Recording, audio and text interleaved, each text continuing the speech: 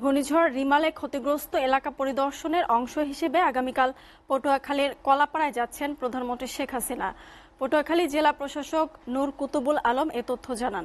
এর আগে আওয়ামী লীগ সাধারণ সম্পাদক এবং সড়ক পরিবহন ও সেতুমন্ত্রী ওবায়দুল কাদের বলেন, প্রধানমন্ত্রী বৃহস্পতিবার পটুয়াখালীর ক্ষতিগ্রস্ত এলাকা পরিদর্শন করতে পারেন। সময় পেলে খুলনায়ও যেতে পারেন। গত ২৬ মে রাত থেকে ২৭ মে শেষ রাত পর্যন্ত দেশের বিভিন্ন জেলার উপর দিয়ে বয়ে যায় ঘূর্ণিঝড় রিমাল। ঝড় বৃষ্টি ও জলোচ্ছ্বাসে পটুয়াখালীতে ব্যাপক ক্ষয়ক্ষতি হয়েছে। বিধ্বস্ত হয়েছে অসংখ্য ঘরবাড়ি, নষ্ট হয়েছে ফসল, ভেঙে গেছে গাছপালা, বৈদ্যুতিক খুঁটি ভেঙে তার ছিঁড়ে বিদ্যুৎ বিচ্ছিন্ন হয়ে পড়েছে অসংখ্য এলাকা।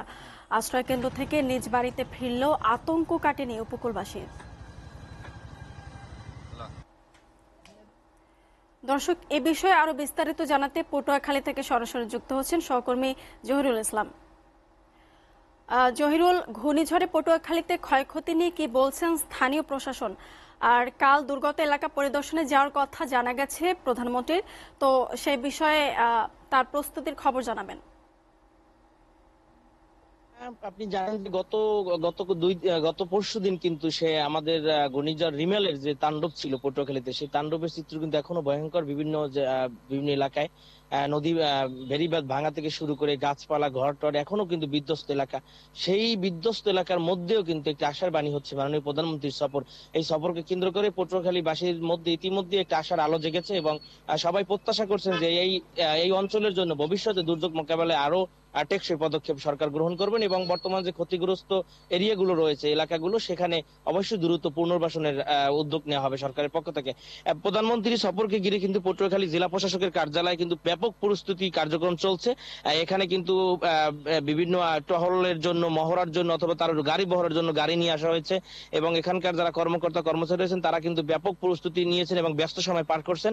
আমরা দেখেছি যে সকালে শহরের বিভিন্ন জায়গায় প্রশাসনের অতিরিক্ত টহল জোরদার করা হয়েছে এবং বিশেষ করে চেকপোস্ট স্থাপন করা হয়েছে পটুয়াখালী প্রবেশের পথগুলোতে। এবং এছাড়াও পাশাপাশি কিন্তু প্রশাসন ঘূর্ণিঝড়ে পুনর্বাসন যারা রয়েছে ক্ষতিগ্রস্ত তাদের পুনর্বাসনের কাজ করে যাচ্ছেন। আমরা কয়েকটি এলাকা পরিদর্শন করছি, সেখানে দেখেছি যে বেড়িবাঁধ ভেঙে এখনো কয়েকটি জায়গায় কিন্তু জোয়ারের পানি ওঠে এবং নামে।